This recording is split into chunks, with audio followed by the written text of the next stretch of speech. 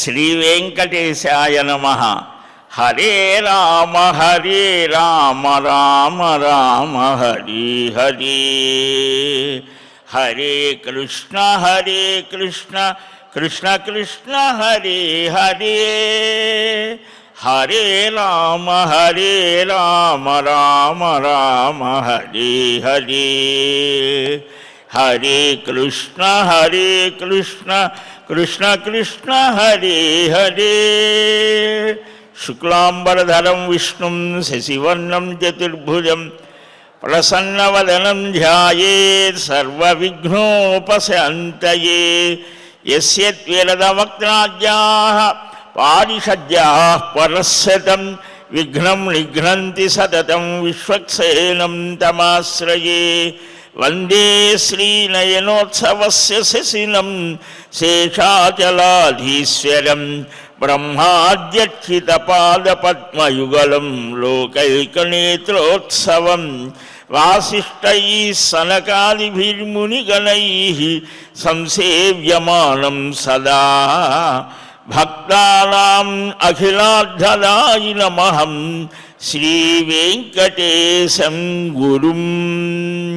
నారాయణం నమస్కృత్య నరం చైవ నరోత్తమం దేవీం సరస్వతీం వ్యాసం తతో జయముదీరయేత్.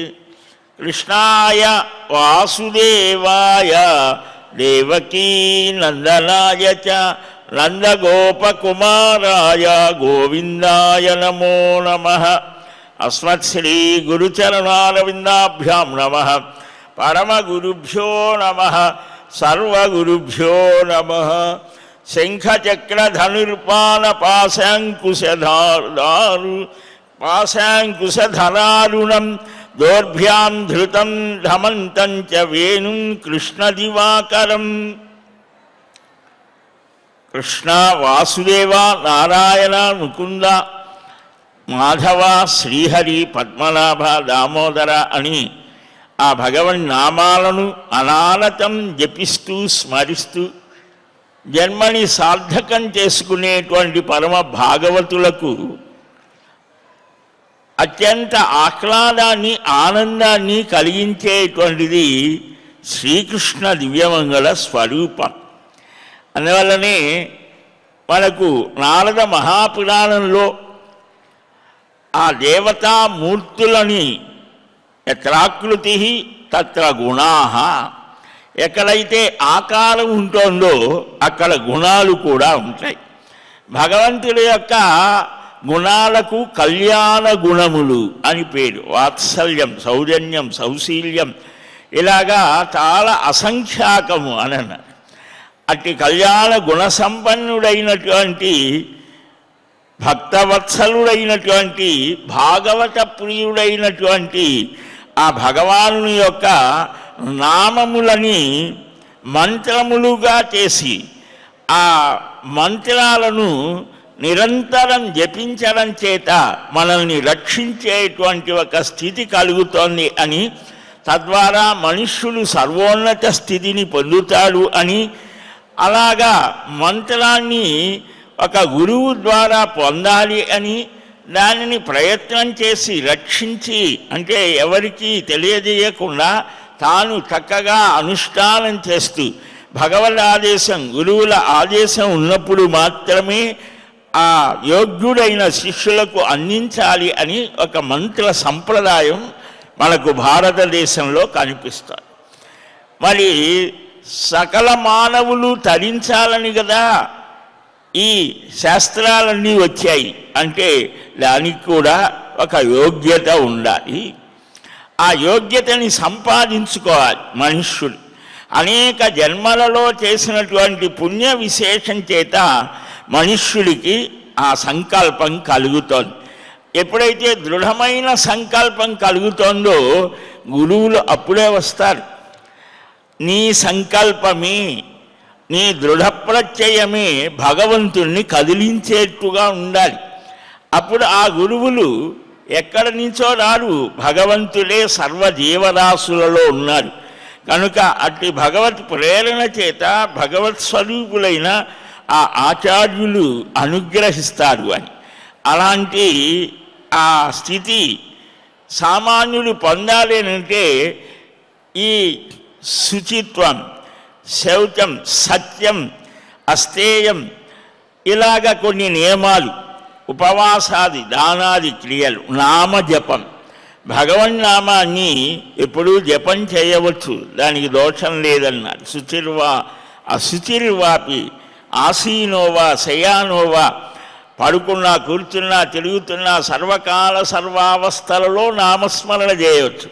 మంత్రం అలా కాదు, దానికి కొన్ని నియమాలు ఉన్నాయి, గురువుల ద్వారా పొందాలి అని మంత్రశాస్త్రం, మంత్ర మహోదధి మొదలైనటువంటి అన్నీ చెప్తున్నాయి.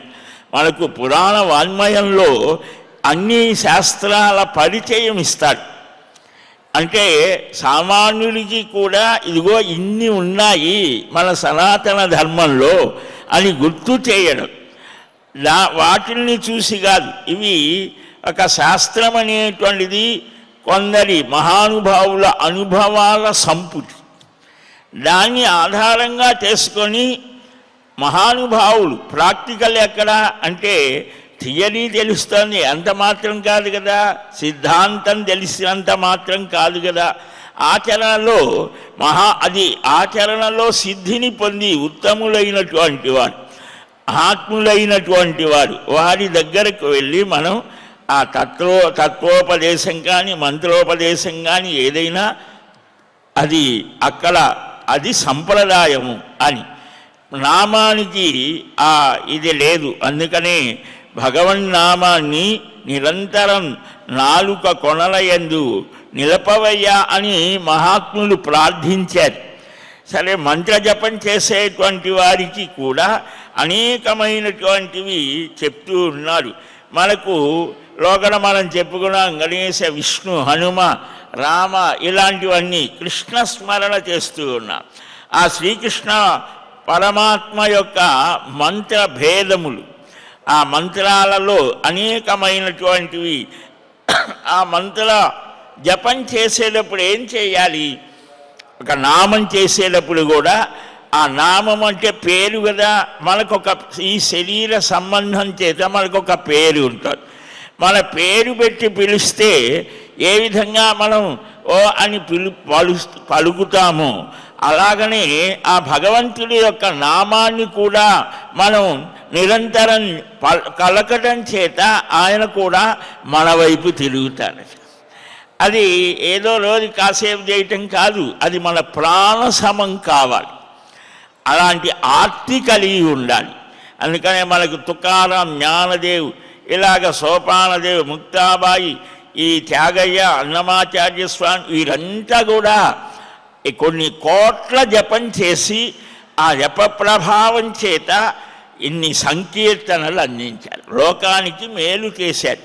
ఎప్పుడు కూడా ఒక ఉన్నత స్థాయికి మనస్సు చేరితే ఈ రాగద్వేషాలు తొలగిపోతాయి. ఈ క్రింది స్థాయిలో ఉండేటువంటి పాశములు, మనుష్యుని బాధించేటువంటి కోపం, ద్వేషం, పగ, లేకపోతే ఇతరమైనటువంటి ఈ దుర్భావాలన్నీ తొలగిపోయి సర్వజీవరాశులలో ఆ పరమాత్మ చైతన్యాన్ని దర్శించేటువంటి ఉన్నతమైనటువంటి భావ వికాసం కలుగుతోంది. ముఖంలో ప్రసన్నత కలుగుతోంది, వాక్కులో మాధుర్యం కలుగుతోంది.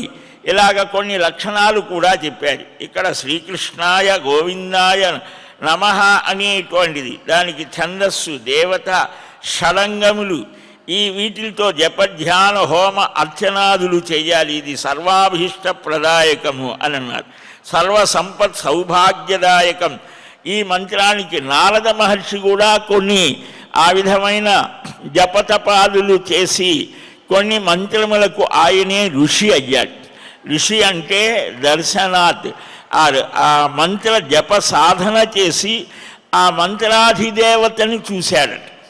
వారికి ఆ ఋషిని స్మరించడం మన కనీస ధర్మము అని ఆ గురువులు మనకు చక్కగా చూపిస్తారు. కృష్ణ కృష్ణ మహాకృష్ణ సర్వజ్ఞత్వం ప్రసీదమే, శ్రీమా రమణ విద్యేశ విద్యామాసు ప్రయచ్చమే అని విద్యాప్రదమైనటువంటిది పంచాంగముల ద్వారా ఆ దేవత శ్రీకృష్ణస్వామి అని సూర్య సన్నిభ మణిమయమైన మండపంలో యోగపీఠ మధ్యంలో సర్వ వేదాంతమయ సురతరువు మూలంలో కూర్చున్న ఉన్నటువంటి ముకుందుడు కల్పవృక్ష రూపమైనటువంటి వేదాల చేత శిఖరి శత సమాలంబితమైనటువంటి 4 కోశములతో న్యాయ తర్క పురాణ స్మృతుల చేత అభివృతులైనటువంటి శంఖ మురళి పుష్ప బాణేక్షు చాపములను అక్షమాలను పూర్ణ కుంభములను ధరించినటువంటి స్మర లలిత శరీరుడైనటువంటి వాడు, దివ్యభూషాంగ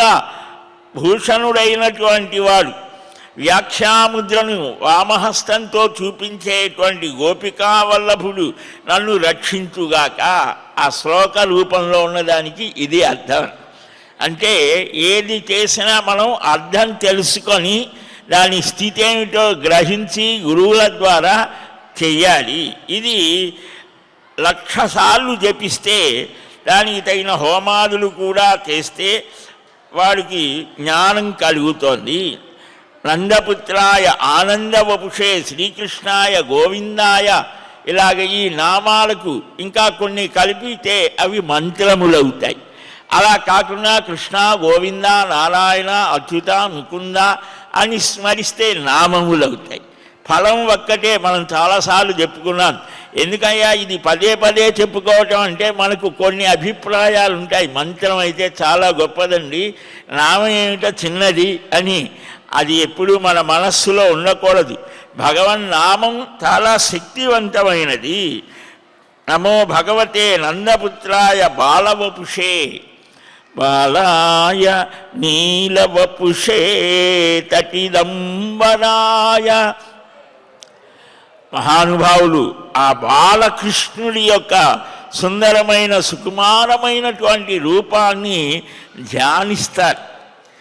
ఆ లీలాదండ పదాబ్జ జనసంసక్త దోర్దండ ధరాధీశ మేఘశ్యామ అని ఇలాగా వీటిని కూడా చెప్పారు.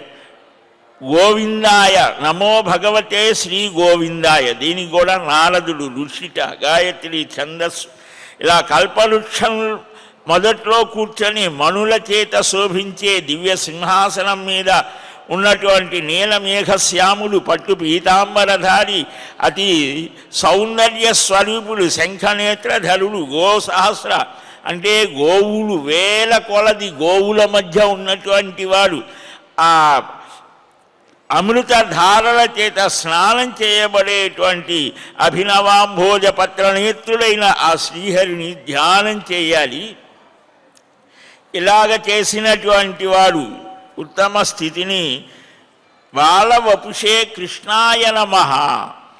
అంతేకాదు బృందావన ప్రాంతంలో వికసించిన పుష్పాల చేత వంగిన తీగల సమూహాలు కలిగిన ఆ పొదరిళ్లలో పరస్పర ఆ సమూహాలతో కూడినటువంటి గోపికా బృంద సమావృతులైనటువంటి శ్రీకృష్ణ స్వామిని ధ్యానం చెయ్యాలట. ఇది మనకు భావంలో పెట్టుకున్నా కూడా ఆ రూపం మనకు కనిపించాలి. ధ్యానం అంటే అది. ఆ ధ్యానం ఆ రూపం తప్ప ఇతరమైనటువంటి ఆలోచనలేవి ఉండకూడదు. ధ్యానం అంటే అదే చెప్పారు, సగుణ ధ్యానం. ఆ రూపం ఎక్కడైతే ఉంటుందో మన మనస్సు ఎప్పుడు కూడా అందమైన రూపాల మీద తిరుగుతూ ఉంటాడు. భగవంతుడి కంటే సౌందర్య స్వరూపుడు ఎవరున్నారు? అందుకనే అఖిల రసామృతమూర్తి గోవిందం ఆదిపురుషం తమహం భజామి అని ఆ గోవిందుణ్ణి స్మరించాలన్నారు. సంతానప్రదుడు కూడా శ్రీకృష్ణ స్వామి. ఎలాంటి రూపం? దేవకీసుత గోవింద వాసుదేవ జగత్పతే దేహిమే తనయం కృష్ణ త్వామహం శరణంగతః అని కూడా దీనికి ఇంకా కొన్ని కలిపితే అదొక మంత్రము అని అన్నారు. 32 అక్షరాల మంత్రం. దీనికి మహర్షి నారదుడే అనుష్ఠుప్ ఛందస్సులో చెప్పాడు. సంతానప్రదుడైనటువంటి వాడు ఈ శ్రీకృష్ణ స్వామి. ఇలా బాగా జపం చేసేటువంటి వారి చేత చేయించుకొని ఆ వెన్నని నివేదన చేసి స్వీకరిస్తే సంతానం కలుగుతోంది. అనేక మంది అనుభవం అది. ఇది హరివంశంలో మనకు మహాభారతానికి ఖిల భాగం అని చెప్పాడు. ఆ హరివంశంలో మొదట్లోనే వస్తుంది. ఆ హరివంశ పారాయణ వల్ల కూడా సంతానం కలుగుతోంది. ఇలాగా అనేక ఇవి చెప్పారు. అర్జునుడితో కలిసి రథం మీద కూర్చొని సముద్ర మధ్యంలో వెళ్ళి తన గురువు గారి సంతానం ఎప్పుడో సముద్రం దగ్గరకు వెళితే ఆ సముద్రంలో మునిగిపోతే మళ్ళా తీసుకొని వచ్చాడు శ్రీకృష్ణస్వామి. ఆ దక్షిణ ఏం కావాలి అని అంటే, నాకేం అక్కర్లేదయా అంటే, ఆ గురువు గారి భార్య అంటోంది నా సంతానాన్ని చూడాలి అని. అలాగ తెచ్చిచ్చినటువంటి, అలాగే ఇంకొక సమయంలో ఒక బ్రాహ్మణుడు సంతానాన్ని కోల్పోతే ఆ సంతానాన్ని తీసుకొని వస్తాడు. అది కూడా ఆ రూపాన్ని ధ్యానించమన్నాడు. ఇలాగా ఇది చేస్తే సంతానం కలుగుతోంది అని. ఇంకా విశేషమైనటువంటి జ్ఞానం కలగాలంటే ఏం చేయాలి దానికి కూడా చెప్పాడు. హృషికేశాయ నమః, ఇది కూడా ఒక విశేషం. శ్రీధరాయ త్రైలోక్య మోహనాయ నమః, అచ్యుతాయ నమః, అనంతాయ నమః, గోవిందాయ నమః, ఇవి కూడా మంత్రాలే. కానీ మనకు మంత్రమని చెప్పకుండా నామం అన్ని సమయాలలో చెప్పిస్తారు. ఏమున్నదిలే అనుకుంటాం. అచ్యుతానంత గోవింద నామోచ్చారణ భేషజాత్ సర్వే రోగాని నశ్యంతి నశ్యంతి. అచ్యుత అనంత గోవింద అంటే చాలు సకల రోగాలు పోతాయి అన్నారు.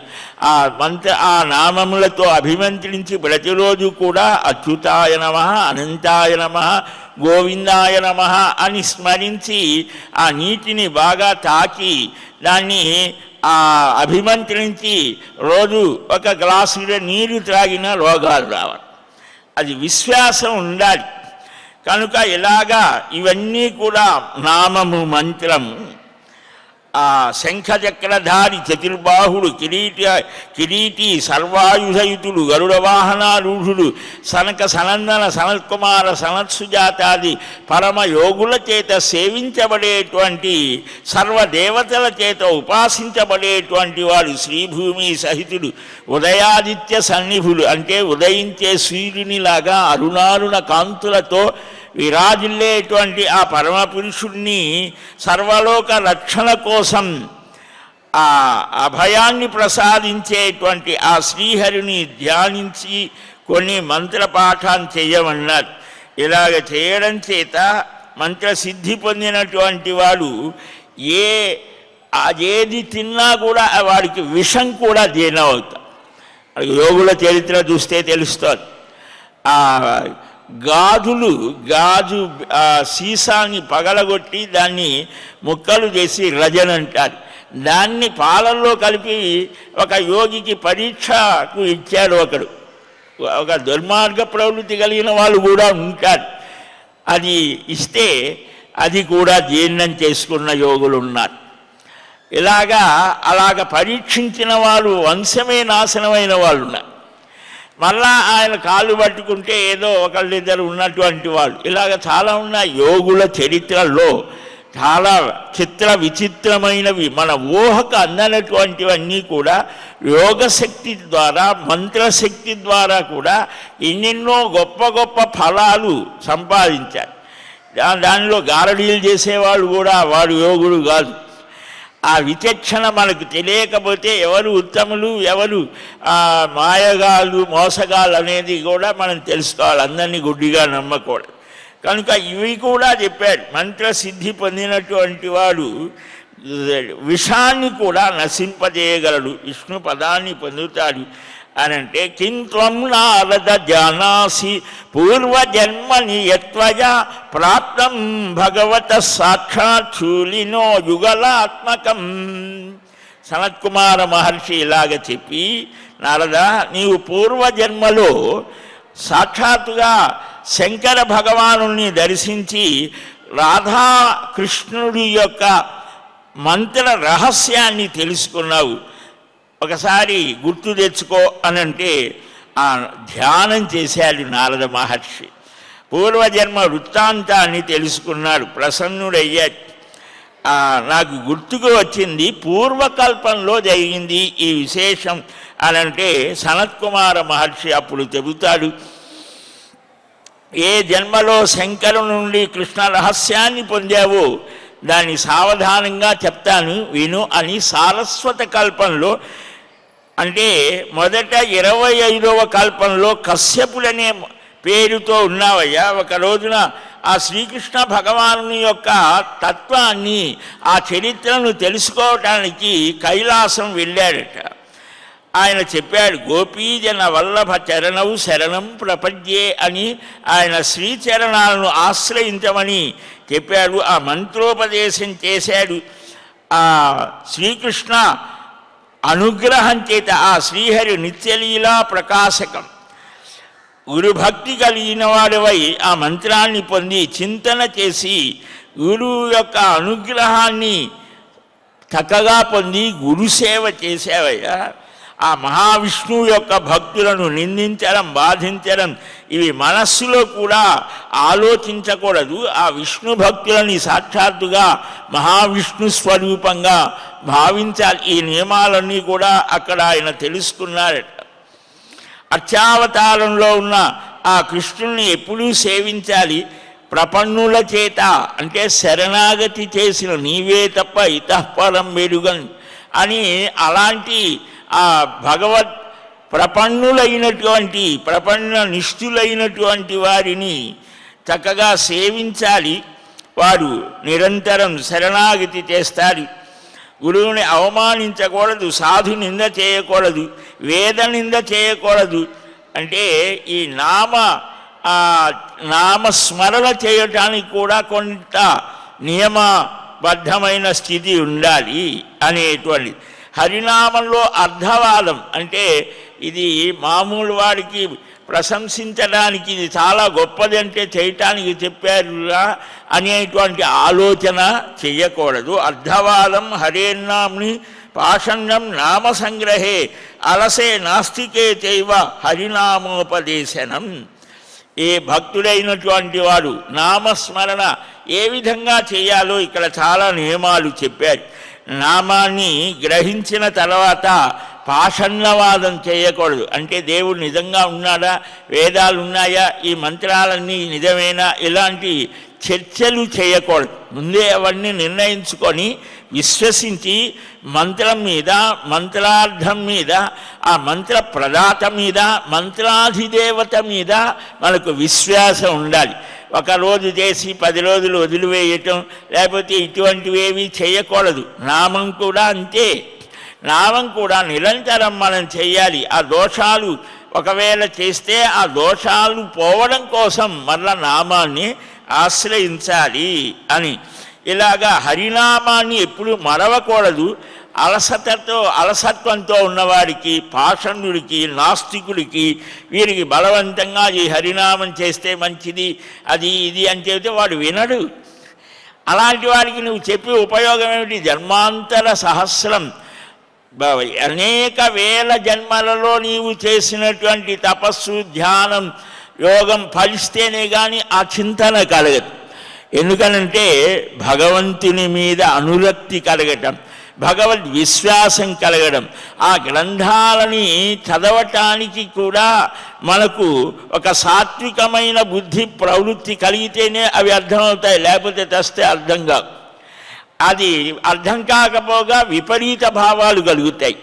దానికి ఆహార నియమం, గురువుల సేవ, సాధు సాంగత్యం చెప్పారు. భాగవతంలో వస్తోంది, సాధువులను ఎప్పుడూ నిందించకూడదు. ఆ పీఠాధిపతులను, మఠాధిపతులను, స్వాములను, ఈ సత్పురుషులను, సాధకులను ఎప్పుడు కూడా నిందించకూడదు. మనమెవరు, మన సంగతి మనకు తెలిస్తే కదా. ఈ లోకాన్ని ఉద్ధరించడం మన పని కాదు. లోకాధిపతి ఒక ఆయన ఉన్నాడు కదా, ఆయన చూసుకుంటాడు వాళ్ళ సంగతి. మనమేం చెయ్యాలి? సర్వము భగవన్మయము అని ఆ భగవద్ విశ్వాసంతో భగవన్ నామాన్ని చేస్తూ ఆ భగవానుడు సర్వజీవరాశులలో ఉన్నటువంటి వాడిగా దర్శించే యోగ్యతని పొందటానికి ప్రయత్నం చేయాలి.